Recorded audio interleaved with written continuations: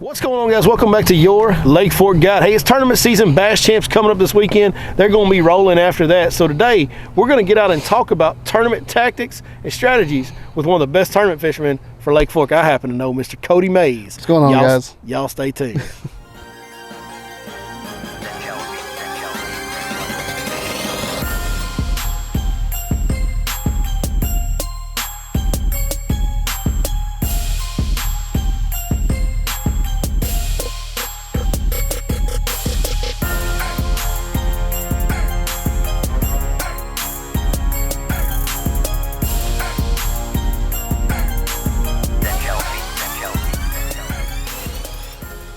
Hey guys, with a recent rise in water level Lake Fork, we're back up to about 2.5 foot low at this point. And hey man, that's good news for the Your Lake Fork Guide Pro lanes. Now last year, when they draw the lake down to 6 foot, I idled to every corner of Lake Fork, marking navigation lanes throughout Lake Fork. And now that we're above 3 foot low, you can navigate to just about every corner of Lake Fork using Your Lake Fork Guide Pro lanes. We have multiple running depths at 6 foot low as well as 3 foot low. We also have hazard waypoints, over 1,500 of them. Whenever hazards get close to the lane, we've got them marked on there, so you'll know if you want to take the risk to run that, how tight it is, how wide it is. You'll have all the information that you need to navigate Lake Fork just like a pro. Well, Cody, like I said, it's tournament season, and Lake Fork's an odd tournament lake, man. You got that slot limit. You can't keep anything between 16 and 24 inches. You either got to catch fish under 16 inches or you got to catch one over 24. That can be a challenge in and of itself, but that's not where the challenges stop at Lake Fork. We've got an immense amount of pressure on that lake. A lot.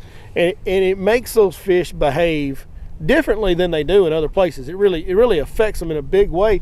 So I know you being kind of having a tournament background, I know you've had a lot of success in tournaments before you started guiding. By the way, my man Cody Mays guiding now. He just went full-time. He's been working another job and guiding for the last year or two. Now he's full-time guiding, so he just had some dates open up. So if you want to get out with a great guide, especially for tournament prep, or just get out with a good dude that's fun to fish with, holler at us at yourlakeforkguide.com. We'll get you out in Cody's boat.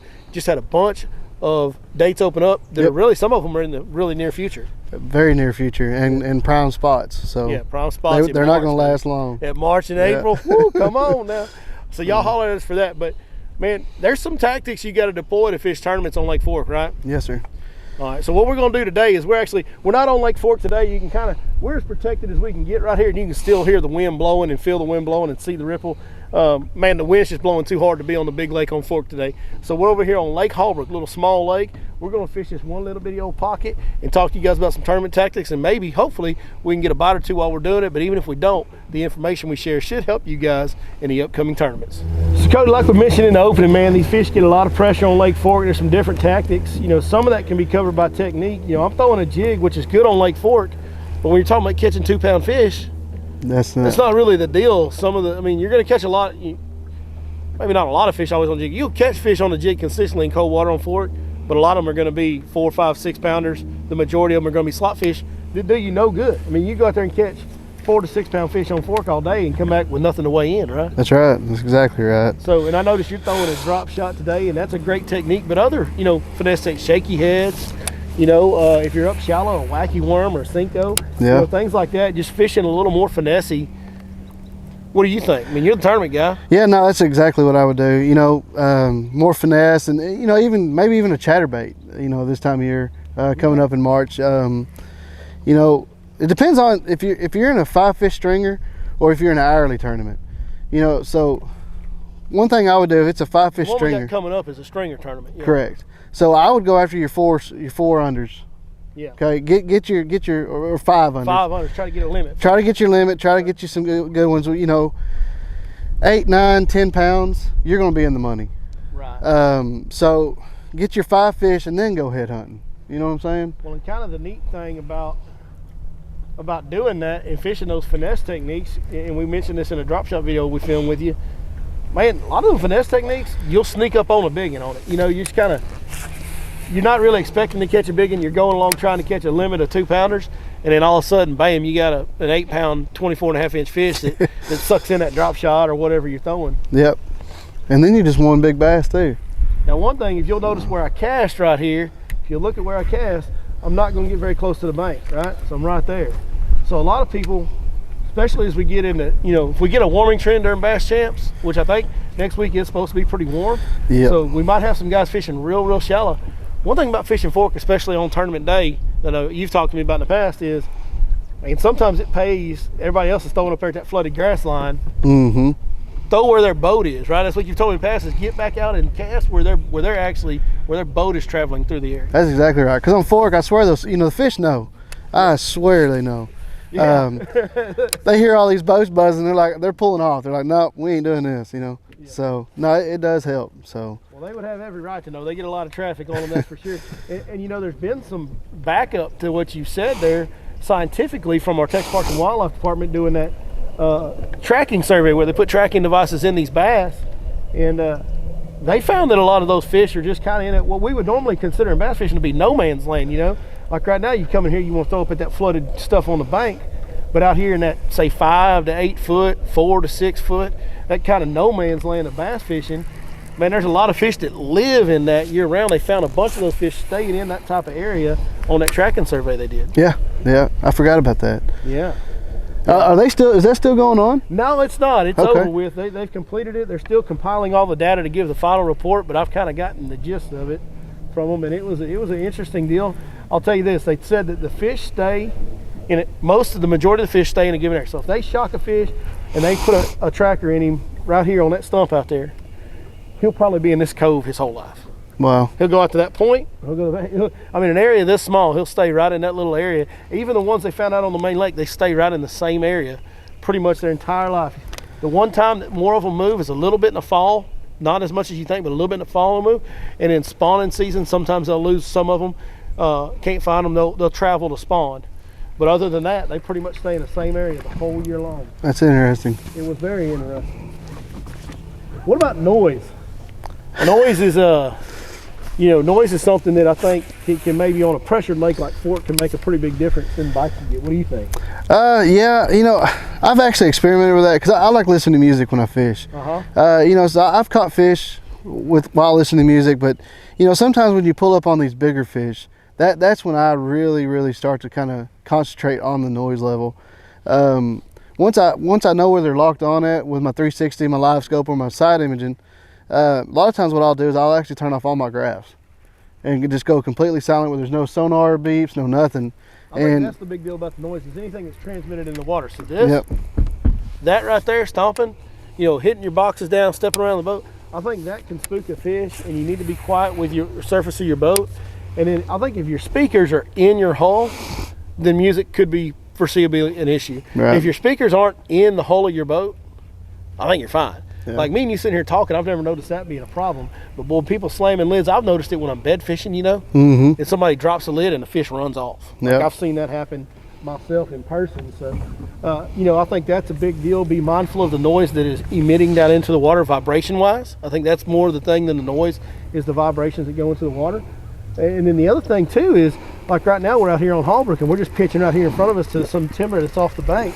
But like if I'm fishing Fork, instead of pitching right there, buddy, I might throw it on up at that angle. Yeah. Making a longer cast can be such a big deal on Fork. What do you think? Oh, I'm the exact same way. People that get in my boat with me, not guide customers, but buddies when we go fishing, they always make fun of me on my long cast. But man, I'm the same way. I just feel like if you're up on them, they're going to be more skittish. So. Yeah, and that was backed up in that same study. They had a pretty good percentage of fish that the closer the boat got to them, they would move off, right? And the further, when they're further away, they'd sit still.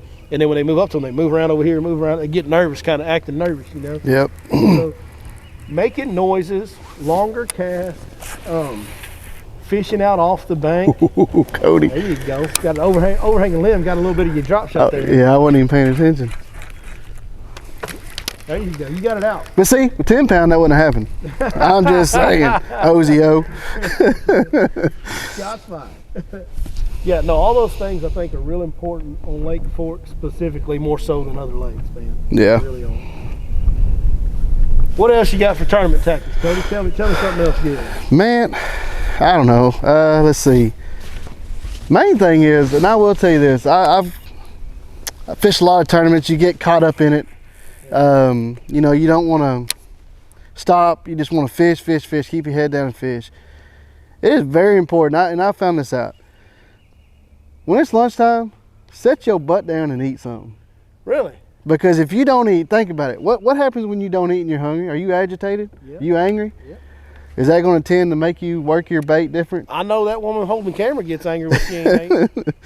Well, it makes everything in your body language change. So when you're working your bait, you're doing it either more aggressively or faster, and you don't even realize it because you're hungry. Yeah. Set your butt down and eat something. Fishing's not really a sport you want to play angry, I don't think. Maybe some guys, might work for some guys, but for most of us, I don't think fishing is a sport you want to be playing angry. No. I mean, I was as bad one year as they put me on blood pressure medicine, right? Yeah. And I was doing good this season.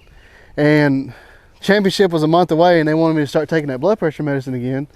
And I didn't take it.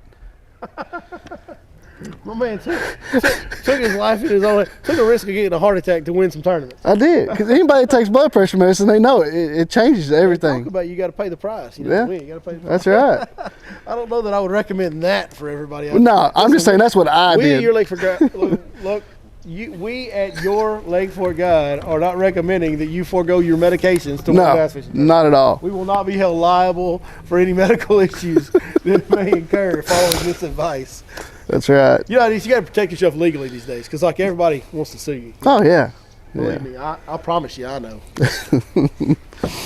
Hey guys, wanted to take a moment today to introduce you to the LGB rod series. These are the rods that you've been seeing on the channel for quite some time now. We designed these last summer, and we've been fishing for them for quite a while. Been selling them since the end of the summer, and man, these rods have come out just, they've exceeded all the expectations I ever could have had for them. Number one, the blanks are actually made here in America. That's extremely rare and difficult to find blanks that are truly built right here in the good old USA. That means something to me. Hopefully it means something to y'all as well, but it's what I want to stand for. American made product right here, and it's the LGB series, because you know what? We talking about America. Let's go Brandon, if you know what I mean. Hey, these rods are, like I said, blanks built here in America. They're assembled one at a time by hand right here at Lake Fork by an individual that I work with, and I've designed all of these links and powers and everything on these rods I've designed myself to be the best rod that I've ever fished. And they've hit that mark, guys. I've been fortunate enough to work with several different rod companies over the years, and I've had a lot of really expensive rods in my hands.